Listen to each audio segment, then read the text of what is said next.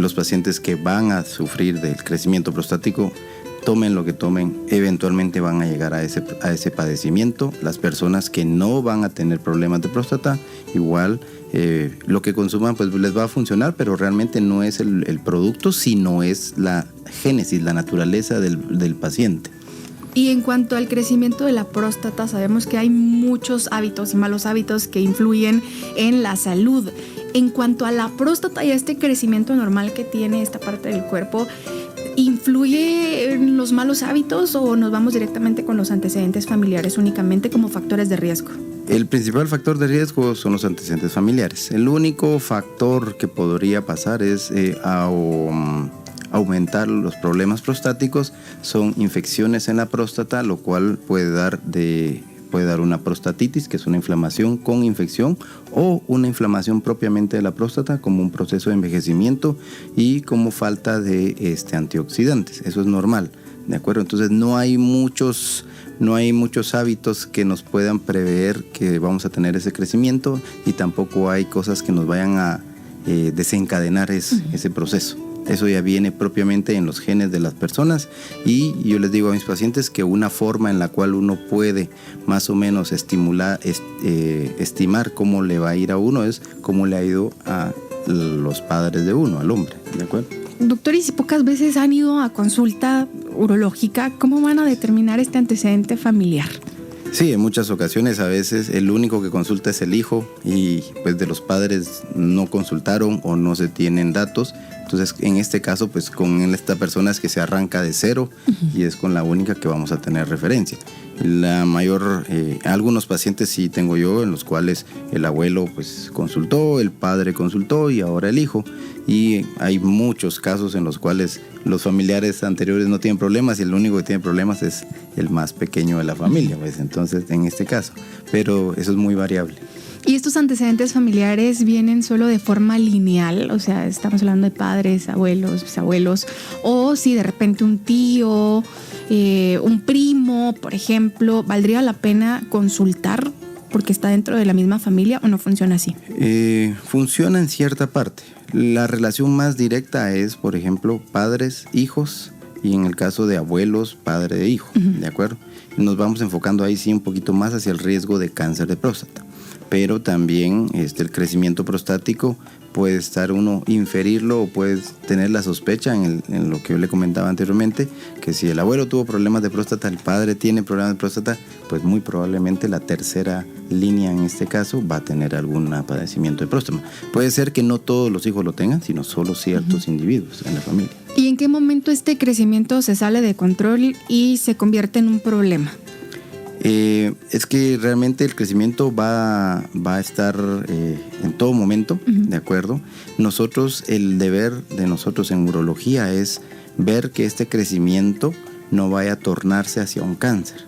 Pongamos un ejemplo que del 100% de pacientes que les va a crecer la próstata, solamente entre un 4 y un 5% puede crecer hacia un cáncer, ¿de acuerdo? Y por eso es el término hiperplasia, porque hay crecimiento de las células que ya existen, pero es un crecimiento elevado o aumentada la tasa de crecimiento. Y eso es lo que nosotros tenemos que ver, qué paciente en algún momento empieza a desviarse hacia lo que es un cáncer de próstata. ¿Y el tamaño original de la próstata? O sea, antes de que empiece el crecimiento, porque ya con el crecimiento ahí ya no hay una forma de estandarizarlo, ¿verdad? Pero así como ya de fábrica, ¿como de qué tamaño es? Más o menos el tamaño, el peso, porque se estima por peso y por volumen prostático, es aproximadamente entre 20 y 25 gramos, lo que se considera normal de próstata. De ahí para adelante pues hay muchos tamaños y volúmenes, pero principalmente aquí lo que le tenemos que tener más en cuenta son los síntomas. Tenemos pacientes con próstatas pequeñas y síntomas elevados, marcados, y pacientes con próstatas grandes que realmente no tienen síntomas, o si los tienen son muy mínimos. Bueno, hemos hablado acerca de qué es hiperplasia, ¿verdad? Y que crece y de qué viene y qué va el tema, pero de repente también se preguntan, ¿para qué sirve la próstata? ¿En qué parte la ubicamos del cuerpo? Bueno, la próstata está inmediatamente por debajo de la vejiga, ¿de acuerdo? Donde inicia la uretra posterior, que la uretra posterior rodea, o sea, la próstata rodea a la uretra, y la próstata tiene la función en la reproducción. Tiene forma, un líquido que acompaña al semen y que ayuda a la fecundidad. Si no tuviéramos líquido prostático, pues entonces no podríamos fecundar. Ayuda a el movimiento de los espermatozoides y que puedan llegar a fecundar. Esa es su principal función. Tiene una enzima que es la principal, entre otras, que es el antígeno prostático, y esto lo que ayuda es a deshacer el coágulo seminal para que pueda volverse el semen totalmente acuoso, líquido, y pueda fácilmente llegar a su objetivo en la fecundación cuando está ya en la parte femenina. Doctor, como esta es la Semana Internacional de la Salud Masculina, ¿verdad? Hablábamos acerca de hiperplasia, de que este crecimiento podría convertirse en un cáncer, pero aquí encontré que hay enfermedades de la próstata, o sea que no podemos encontrar solo estas dos anomalías, sino hay todavía otras. Exactamente, existen varias enfermedades de la próstata, la prostatitis, que es muy usual. La prostatitis, todavía hay varios tipos de prostatitis, ¿de acuerdo? Y tenemos problemas más que todo hacia lo que es la evacuación de orina. Ese es el problema de la próstata, el crecimiento que nos lleva a problemas para evacuar la orina, y de ahí para adelante todos los síntomas que vamos a mencionar posteriormente. Entrémosle de una vez. ¿Cuáles son los síntomas de las enfermedades de la próstata? Bueno, como habíamos dicho, la próstata rodea la uretra prostática, la uretra que es parte de la uretra posterior, y esta, al disminuir su calibre, disminuir la luz de la próstata, de la uretra, entonces va a haber una disminución del flujo de orina, y por tal razón va a haber aquellos problemas de que el hombre orina muy frecuente, por pocos, se levanta de noche a orinar, ¿de acuerdo? Que cuesta orinar, en algunos casos toca pujar para orinar. Hay otros pacientes que van al baño y regresan a los 5 minutos porque vuelven otra vez a orinar y orinan alguna cantidad variable. Y algo que también es muy importante y no lo tomamos a veces en cuenta los médicos es que el crecimiento prostático, la hiperplasia, acompaña la disfunción eréctil. O sea, parte del crecimiento prostático, cuando el volumen es bastante, va de la mano con disfunción eréctil, ¿de acuerdo? Y pues de ahí venimos a otros problemas derivados al hecho de que si me cuesta orinar, tengo que hacer más esfuerzo, ¿de acuerdo? Retengo orina y puedo formar infecciones, cálculos, problemas y enfermedades de la vejiga, ¿de acuerdo? Como una vejiga de esfuerzo, una vejiga hiperactiva, en fin. Entonces, todo esto va de la mano de la próstata. Incluso cosas que no tienen nada que ver con el tracto genitourinario se complican con próstata grande, pues. Por ejemplo, pacientes que tenían hernias inguinales y a los cuales les toca hacer fuerza o pujar para orinar, las hernias crecen. Y eso no tiene nada que ver con el tracto urinario. Bueno, vemos entonces que la próstata realmente es de atenderse. ¿Cómo nos referimos a la próstata? ¿Como un órgano? La próstata es una glándula. Una glándula porque tiene una secreción y que la bota hacia un conducto, un torrente. Y bueno, ya entendemos que los antecedentes familiares tienen mucha carga como factor de riesgo.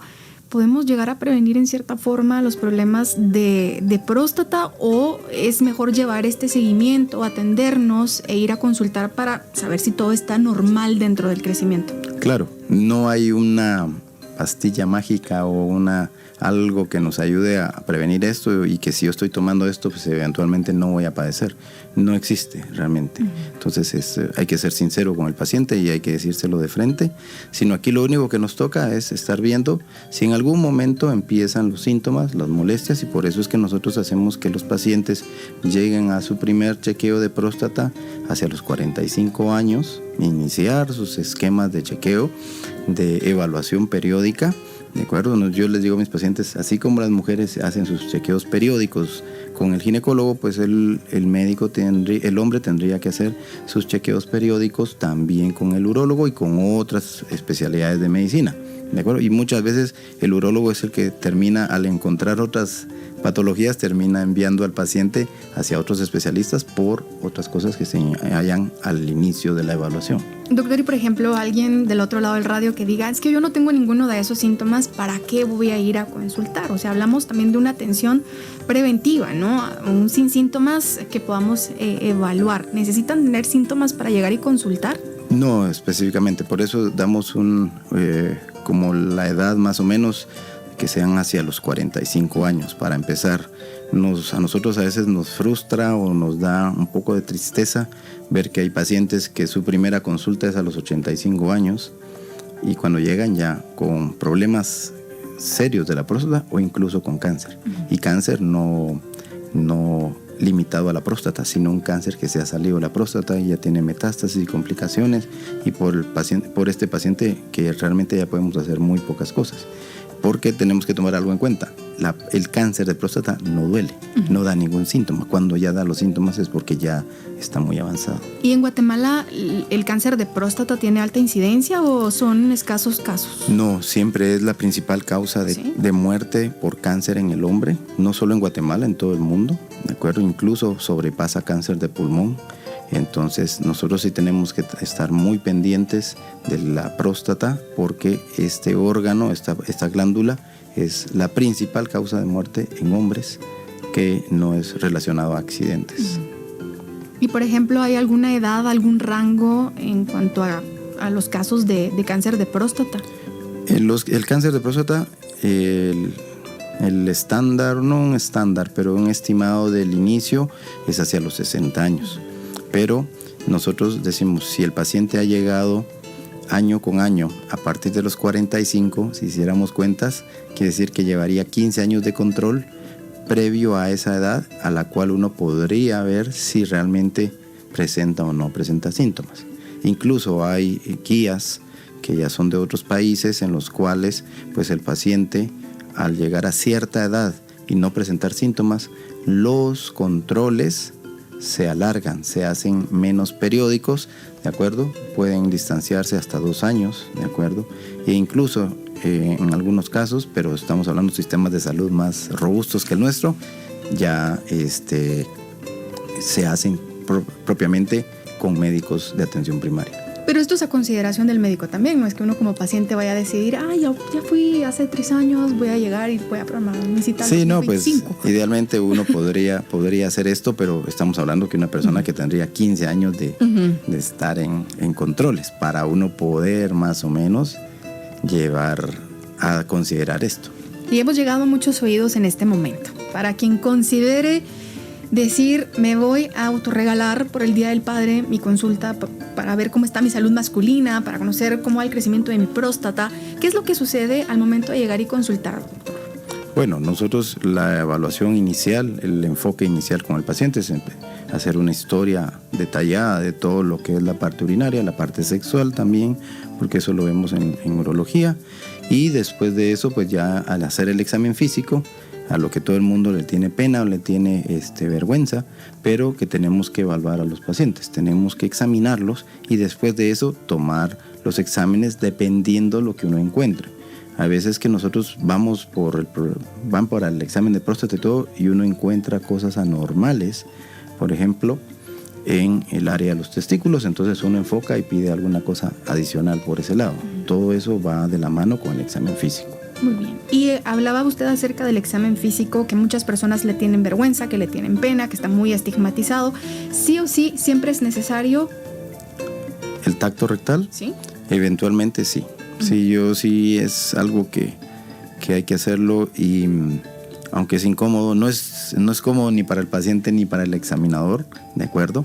Pero sí hay que hacerlo porque hay cuestiones que solo al tocarlas uno ya va enfocándose los exámenes hacia ese lado, o ya uno va teniendo las sospechas.